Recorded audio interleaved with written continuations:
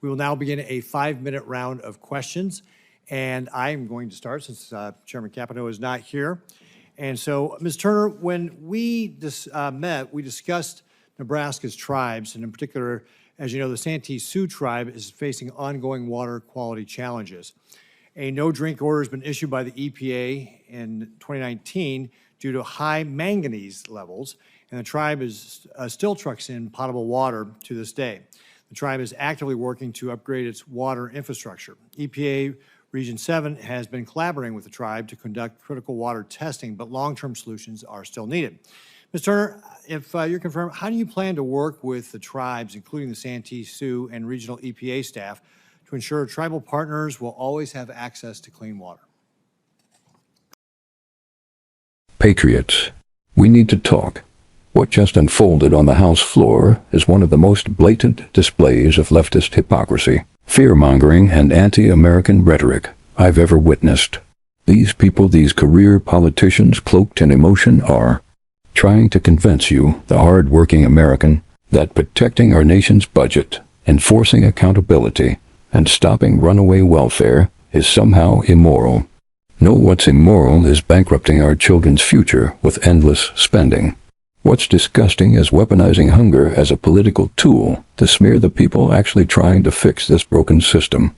And what's downright sick is how Democrats once again lie through their teeth to protect bloated government programs that have failed for decades. And now they're crying on the House floor because we dared to say enough is enough, because we want to give the states, the people closer to you, the power to decide how food assistance works. Let's walk through this circus they just called a debate, point by point. Senator Ricketts, thank you for that question. And I do appreciate you making the time personally to meet with me whenever it was a week ago or so. And I hope things are going well in the moving into the new office. We're still in process. Good. Well, I wish you well. Yours is an important question, and I appreciate you raising the issue of the Santee Sioux access to drinking water, not just compliant with EPA's drinking water quality standards, but certainly in the accessibility to it and the adequacy of it in meeting tribal needs and any community's needs is a key priority within EPA's core mission of protecting human health and the environment. Should I be confirmed in this role as Assistant Administrator, I will make it a priority. I have already looked into this a little bit. I would like to sit with the Office of Water, understand, where we are, where EPA is, where the perhaps the roadblocks or the delays are. Work with the tribe, absolutely. Meet the tribe where they need to be met at. Make sure that our consultation process is being followed appropriately. But importantly, again, as an engineer by training, I hate a problem being put in front of me that we can't see a path through. And so you have my commitment to work with your office, the tribe, the other EPA offices to see where those roadblocks are and to try to make this happen. Great. Well, I encourage you to go visit. That would be great. That would be wonderful. We could have you in Nebraska. I would love to. Great. Nebraska is also very proud of our nuclear power. It's clean, safe, and reliable. Our Cooper Nuclear Station is an 835 megawatt facility that can generate power for about 385,000 residences, even in the hottest part of the summers, days like today. We look to continue to see how we can expand it going forward. Nuclear energy is a vital part of America's all-the-above energy future. Last year, I voted for the Bipartisan Advance Act to support this. President Trump recently issued 4 executive orders designed to bolster domestic energy development and supply chains and accelerate regulatory timelines for nuclear technology licensing. Chairman Wright, you have been very involved in the implementation of the Advance Act. You mentioned that in your opening remarks. Working to streamline the licensing process so that licenses are not, as you have said, the long pole in the tent. Between what Congress has directed and what the President has directed, the NRC has a clear goal. Chairman Wright, how important is the streamlining process to deliver on the whole of government directives, and what can Congress do to be able to continue to help you? Senator, thank you so much for the question. So, first off, the whole of government approach is necessary. I mean, it's all about energy security and energy independence, and making sure that we have the power that we need to do the things we need to do in this country, and quite honestly, around the world as well. The Advance Act, by the way, and thank you for, on behalf of the NRC and myself, the Senate did a wonderful job in putting that legislation together. There's a lot of things that are in there that actually help the NRC become more efficient and are helping us focus on those the goals, timeliness goals, setting aggressive goals to get some of these advanced reactors or microreactors, these technologies moving.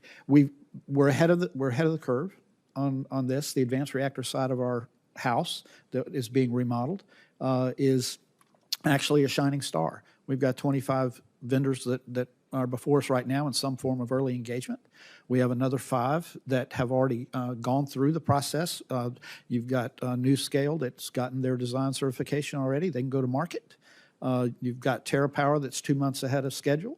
You've got Kairos that's gotten 2 approvals from us, and they're turning dirt at Oak Ridge. You've got Dow Chemical and X Energy that are have an application before us for 4 of the XC100s. And they're moving forward, but they just came in a couple of months ago.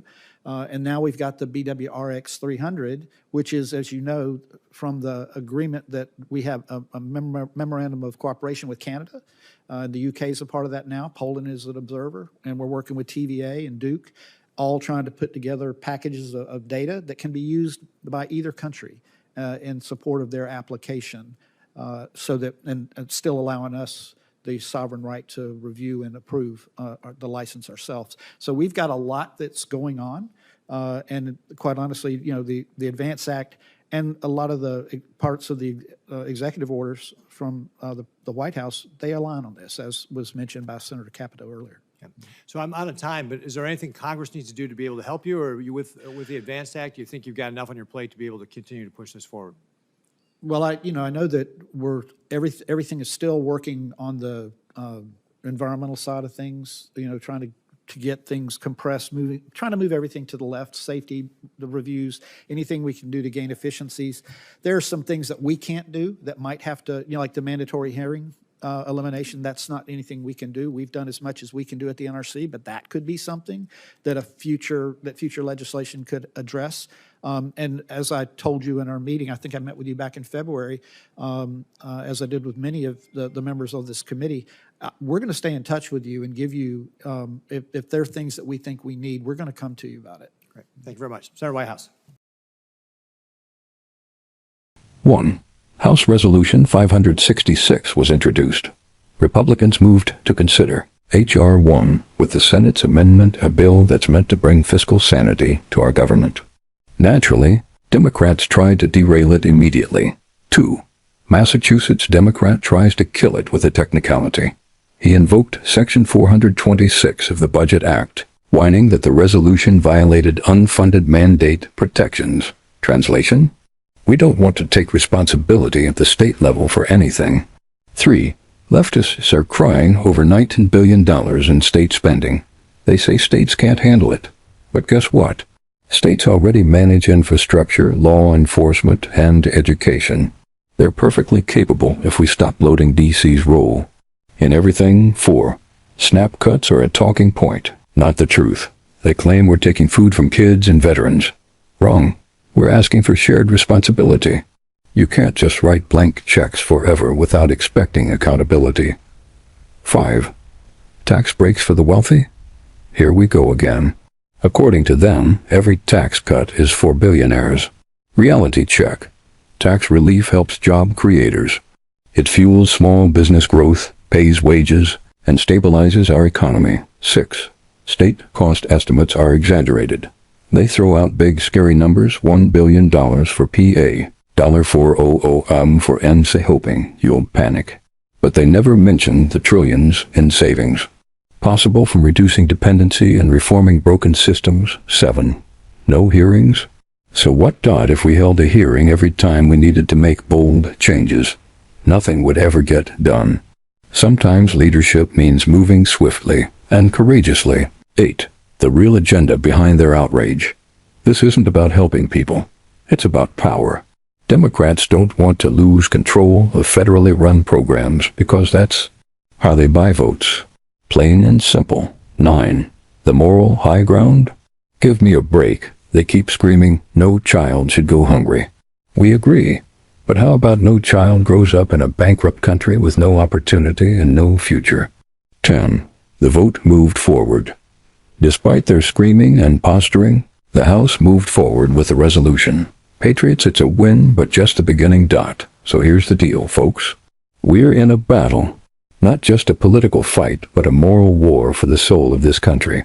And while the left sobs and shouts on the House floor, we, the patriots, the doers, the builders, stand for truth, accountability, and a future where America still means something. If you're tired of seeing your paycheck go to fund broken welfare programs, if you believe your state not, Washington knows what's best for its people. And if you want to fight back against this wave of emotional manipulation that's sweeping our government, then hit that like button. Share this with every American who still loves this country.